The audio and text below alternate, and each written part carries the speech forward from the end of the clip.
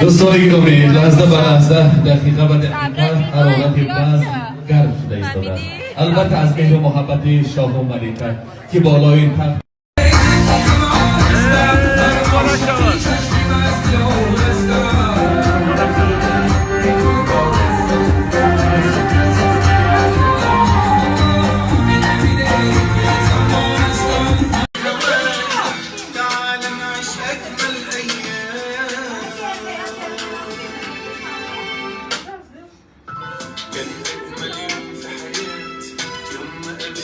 يا حياتي ما قدرتش اتحمل من غير ما افكر لحظه لقيتني بدوب في هواك